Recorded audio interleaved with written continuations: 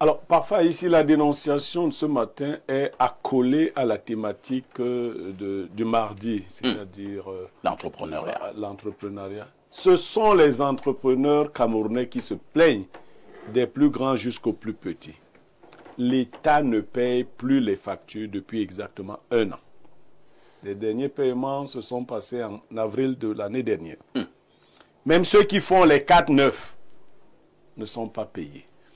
La conséquence, c'est que les microfinances qui préfinancent souvent ces projets sont en voie d'arrêter les préfinancements.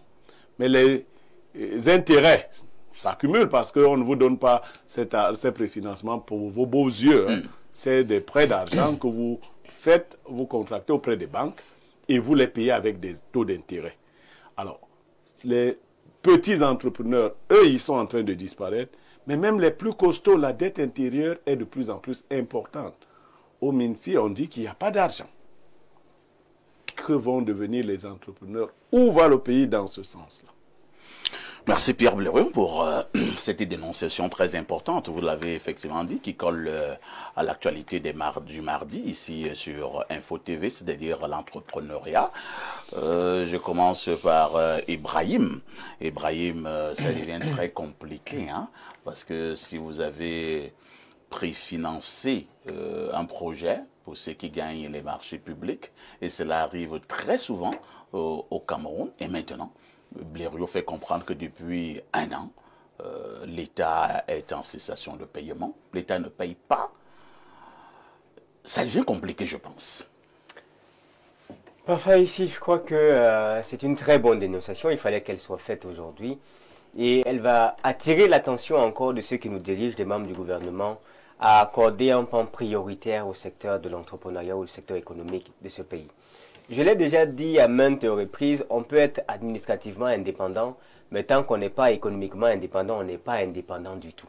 Ce qui fait donc que les aspects qui tiennent de la trésorerie de la nation, la possibilité de se développer, du développement économique, doivent être des angles prioritaires auxquels le gouvernement devrait pouvoir mettre suffisamment de ressources pour que les choses avancent. L'État a reconnu qu'elle a du mal aujourd'hui à embrasser un certain nombre de personnes dans le travail.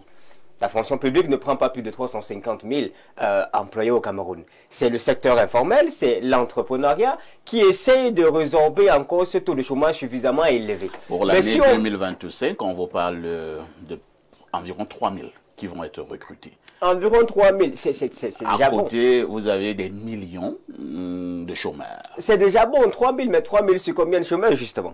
On parle de minimum 12 millions. Voilà. Donc 3 000, c'est merci pour les 3 000, mais ce n'est pas suffisant. Je crois qu'il faut véritablement qu'il y ait des politiques publiques qui visent à favoriser l'activité entrepreneuriale dans le pays. Et ça, je pense aussi qu'il serait intéressant de proposer même des cours de politique publique avec une visée entrepreneuriale dans les institutions comme l'ENAM. Que les sous-préfets, que les gouverneurs sachent qu'il y a des décisions qu'ils devraient prendre dans une politique entrepreneuriale pour permettre en sorte que les entrepreneurs soient à l'aise. Parce que si les entrepreneurs ne sont pas à l'aise, eux-mêmes ils ne sont pas à l'aise. Qui donne des enveloppes à des autorités pour pouvoir se mouvoir? C'est l'État? Ce sont des entrepreneurs qui le font. L'économie est entre les mains de ceux qui produisent. S'il vous plaît, favorisez ces derniers en mettant un environnement et un climat qui permettent alors d'assurer leur expansion. Merci.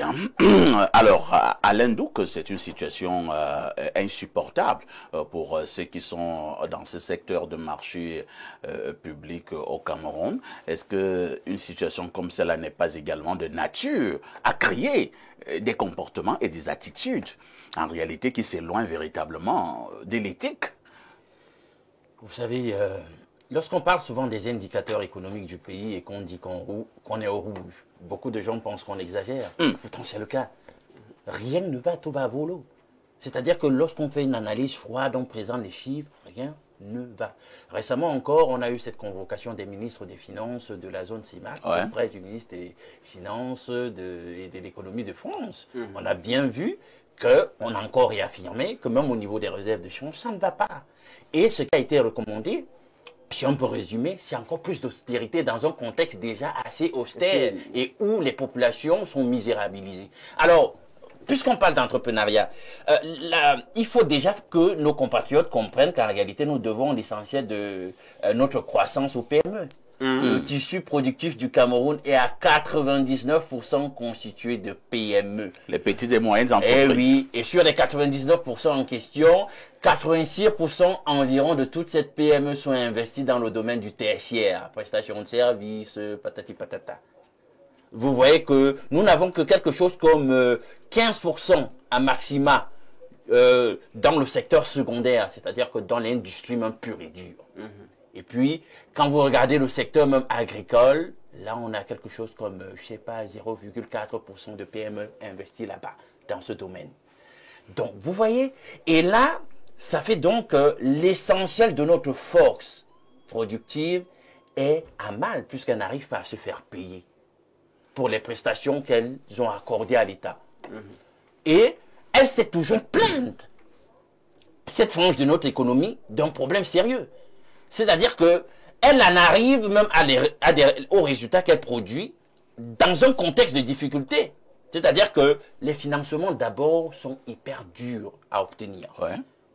Les PME, le tissu productif camerounais s'est toujours plaint auprès du gouvernement de ce que l'obtention des financements pour exercer leur activité en tant qu'entrepreneur, c'est difficile. Or, nous sommes dans un contexte où nos banques, notre système, notre écosystème des spécialistes des valeurs du trésor est pourtant liquide.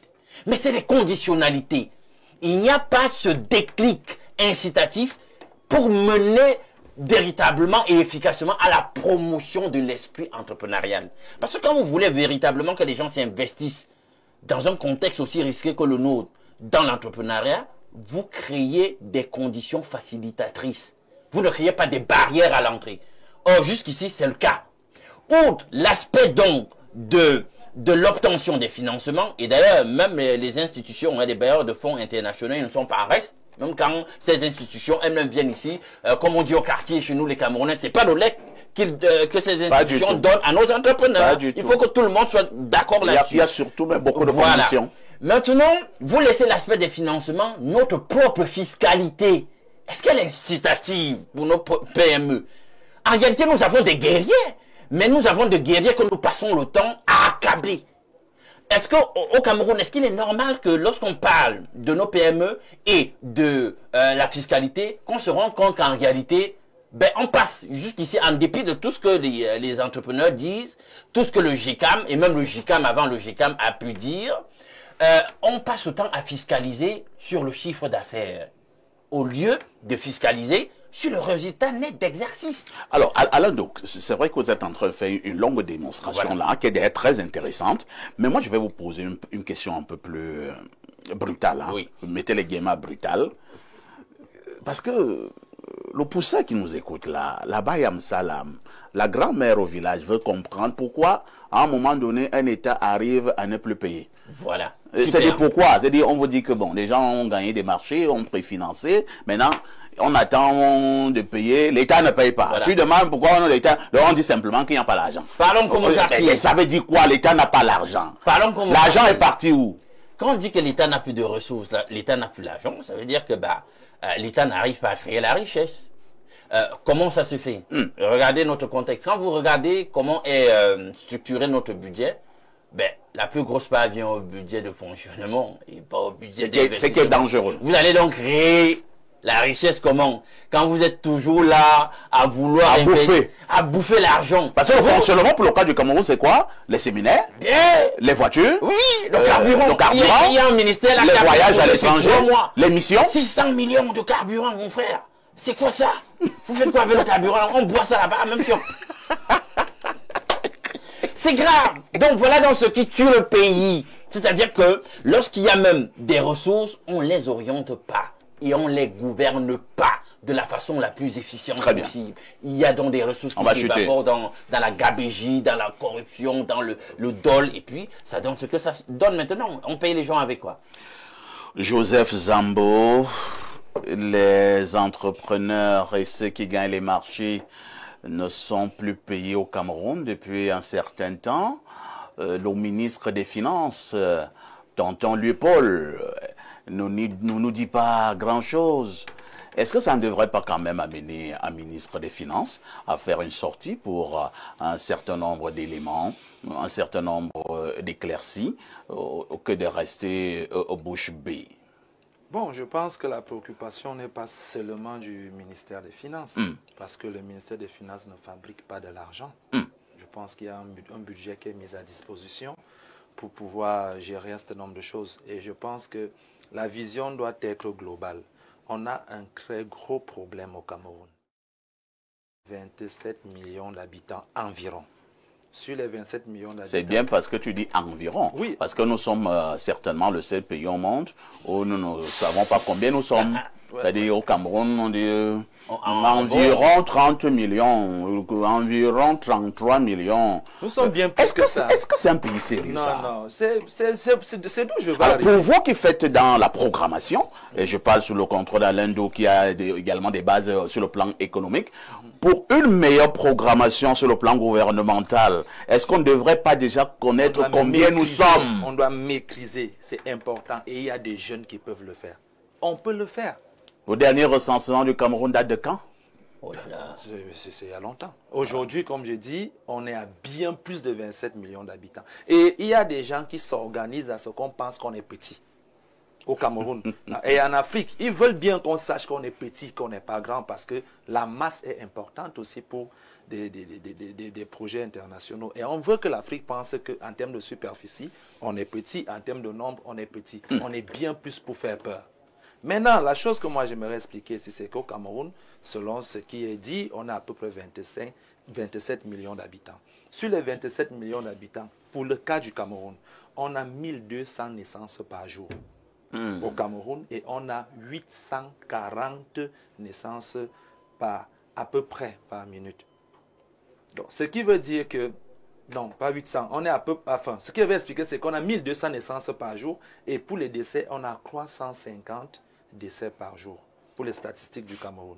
Ce qui fait en sorte que on ne sait plus exactement comment on va exploiter cette forte population si on a 840 personnes qui peuvent naître en une journée et qu'on a 247 qui décèdent. La vraie situation, c'est qu'il y a beaucoup de personnes qui naissent chaque jour et on ne sait pas comment on va intégrer toutes ces personnes-là chaque jour.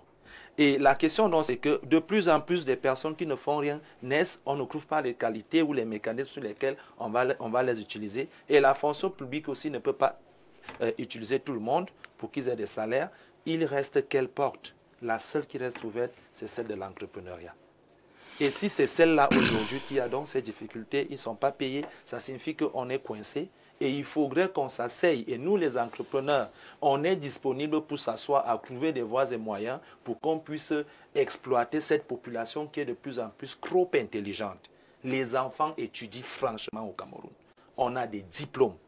Tout le monde a au moins le bac, la licence, le master, des docteurs.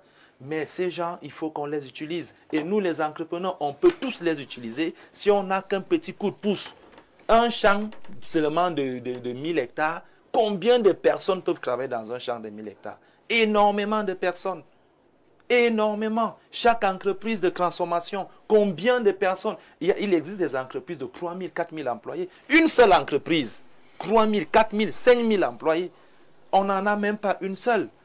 Donc, je pense qu'il est temps pour que ceux qui décident arrivent à comprendre que nous, les entrepreneurs, on a une place très importante pour le fonctionnement total. Parce que même le trésor, c'est nous, les entrepreneurs, qui remplissons le trésor. Très bien. Merci Joseph Zambo. Pierre Blériot, vous posez un problème fondamental ce matin qui peut toucher à plusieurs domaines de notre société. Je pense que nous y reviendrons en grandeur nature pour poser ce problème sur la table. Mais en attendant, j'ai posé la question sur les causes tout à l'heure, les causes d'une telle situation. Et maintenant, s'il y a des causes, et Alain doit essayer d'énumérer certaines, il y a certainement également des conséquences d'une telle situation. Quelles sont les conséquences de la situation actuelle? Ben, la toute première, c'est le ralentissement de l'activité économique. Alain Doka suggérait, et ça c'est ce qui est patent, la pression fiscale au Cameroun est très forte. Elle est même dissuasive. quand vous voyez comment les entrepreneurs subissent la fiscalité, vous vous demandez si on veut les chasser. Nous avons parlé ici du préfinancement des microfinances et même des banques.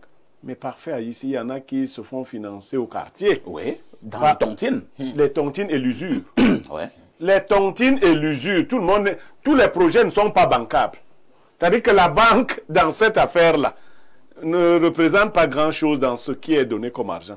C'est donc quelqu'un qui vient voir Ibrahim, et Ibrahim lui donne 5 millions, il lui dit 20% le mois. Tu entends ça? Oui, mais bien, il faut qu'on dise ce qui se passe. Et ça fait 1 an que tu n'as pas été payé. Mais vous êtes supposé être payé au plus tard après 90 jours. C'est cela. Donc vous prenez le risque, sachant que non, vous avez au plus 90 jours. 90 jours fois 4. Vous n'êtes pas payé. C'est-à-dire que sur 1 an, vous avez versé, prenons même le minima, 10% à quelqu'un sur 1 an. Donc vous lui avez versé 120% de ce qu'il vous a prêté. Vous voyez, je dis si on est à 10% pour les tontines du commune, c'est comme ça au Cameroun, la tontine c'est 10%.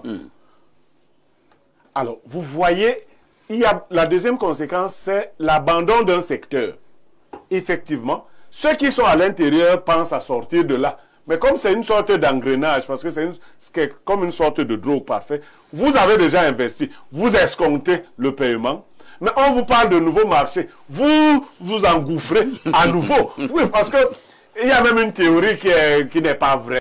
On dit chez nous que l'État ne bouffe l'argent de personne. À personne. Mais il faut faire attention. Une dette payée remise à trop tard peut vous plonger dans des situations plus graves encore. Si parfait, je dois vous payer votre argent, 2 millions en 2025, je le retiens sur 4 ans, je peux vous pousser même à vendre votre maison. Oui. Alors, lorsque je viendrai vous payer, est-ce que l'État paye avec des intérêts?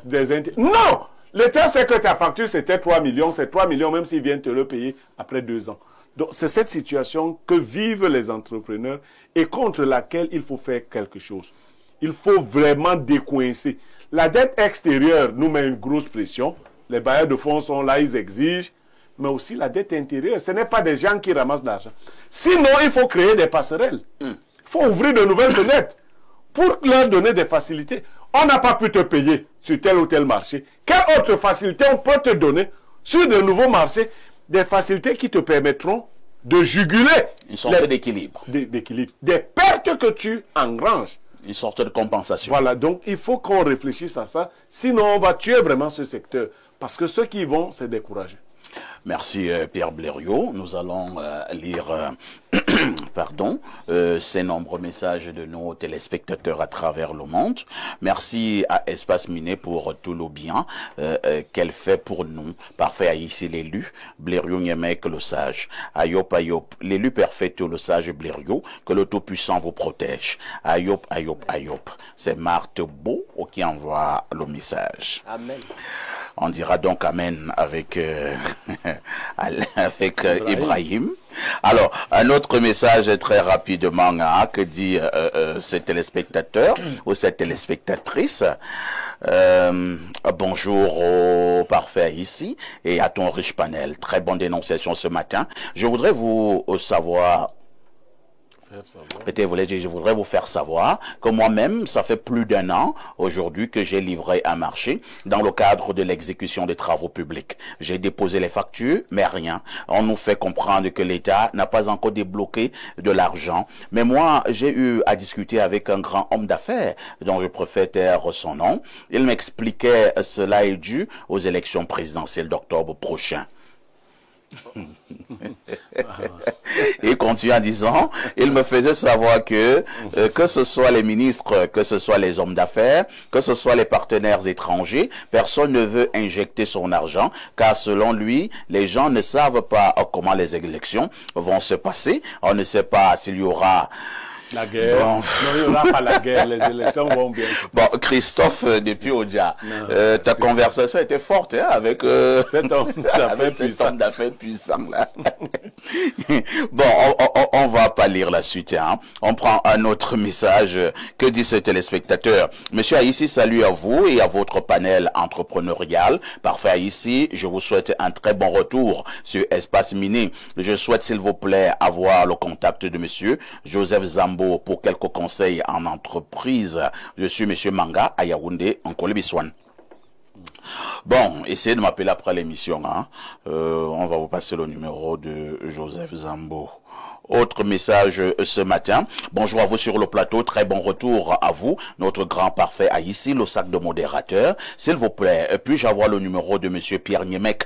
C'est pour une dénonciation urgente. Excellente journée. C'est Emma depuis Eboaloa. Appelez-moi également après l'émission. On pourra vous donner le numéro de Blériot. Mais Blériot lui-même indique souvent sur ce plateau que pour l'avoir, vous avez également d'autres canaux. C'est-à-dire Facebook. Oui, ma page officielle, Pierre Blériot Niemek officielle. Vous écrivez là-bas, une équipe va vous répondre. Très bien. Autre message ce matin. Bonjour Perfecto et un bonjour aussi à ton panel de ce matin. Je pense que la dénonciation de ce matin est importante. À plus d'un titre, parfait. Mais il faut relever que certains entrepreneurs sont payés. Oui, certains sont payés. Ceux-là qui ont des petits. Il dit des petits copains. Que bon, je préfère la structure hein, qui le donne ici. Bon, qui ont des petits copains dans une structure là-bas. L'État ne peut pas lancer les appels d'offres sans avoir de quoi payer les différents prestataires. C'est au ministère des Finances que commence cette mafia. Les petits copains sont payés. Ceux qui n'ont pas d'affinité à la... Bon, d'accord, merci. C'est violent. Merci. Ça t'a dépassé à l'île. Moi, je n'ai pas... Alors, il y a des gens qui envoient les messages, eux-mêmes ne se posent pas la question de savoir si celui qui va les... On va au plus 33, c'est la France. Bonjour parfait et tout ton panel. La dénonciation d'aujourd'hui sur les non-paiements de factures sont faits exprès par l'État du Cameroun. Et remarquez bien que chaque année d'élection, ils font la même chose. Bloquer les finances pour handicaper, premièrement, ceux qui peuvent aider les opposants financièrement. Deuxièmement, appauvrir ceux qui n'ont pas l'intention de les voter pour qu'ils ne viennent vers eux demander de l'aide. Et une fois qu'ils demandent de l'aide, on leur demande de voter pour eux. C'est un vieux système parfait. C'est Michel qui envoie le message. Alors, vous voyez ce qui est en train de se passer. Parce qu'on ne communique pas. Maintenant, chacun va de son interprétation. Bien sûr, chacun y va de son interprétation et ça va dans tous les sens. Voilà. Il faut donc des coins. Les entrepreneurs ont droit à être payés. Hein. Quand quelqu'un vous a livré son chantier, il faut qu'il soit payé. Nous prenons rapidement un autre message ce matin. Allons au plus 1. Je pense que ce sont les États-Unis. Non, le Canada. Le Canada. Bonjour parfait ici et à ton riche panel. Le mal est généralisé au Cameroun. Rien ne va dans aucun secteur. Le régime en place semble ne plus pouvoir répondre aux défis actuels. Les Camerounais sont étranglés. De toutes parts, même les quelques privilégiés qui avaient des marchés, lisent-leur. Nous allons tous sentir ça sur nous et peut-être nous nous réveillerons. Merci pour le travail que vous abattez au quotidien. C'est Léon du côté de Montréal qui envoie donc ce message. Autre message ce matin. Alors, quelqu'un nous dit ici que le dernier recensement date de 2005. Bonjour, c'est Steven Doyak qui envoie ce message. Oyak, c'est Mbalmayo. Hein. Il y a plusieurs Oyak. Hein. Bon. Ah bon? Ouais. Il y en a aussi ailleurs. Moi, je connais Oyak de Mbalmayo. Bonjour, Espace Miné. Merci au grand retour de M. Aïssi Parfait. Le CNC a été créé essentiellement contre les médias privés. Il pose une question. Il n'y a pas l'argent pour la dette intérieure, mais il y a l'argent pour les meetings du seul parti politique avant le lancement officiel de la campagne électorale. C'est Jean-Paul de Yaoundé qui envoie ce message. Blériot, dont les meetings là sont financés par l'argent de l'État? Non, ils disent que c'est des particuliers qui financent les meetings. Bon, Seulement, il se trouve que ces particuliers-là sont aussi dans l'appareil de l'État souvent. Bon, alors, comment ils font avec leurs 2 poches? Un autre message, je lis comme c'est écrit. Hein. Oh, welcome, l'Unkuta de la modération. Je t'assure que tu nous as beaucoup manqué, mais par la grâce du Seigneur, tu es de retour. Beaucoup de courage à toi. Les gens disent qu'ils n'aiment pas Blériot Niemek, mais quand il est 10 heures, ils zappent Info TV pour voir qui est Blériot Niemek, et si Blériot Niemek n'est pas là, et zappe une autre chaîne. Si c'est pas la sorcellerie, c'est quoi?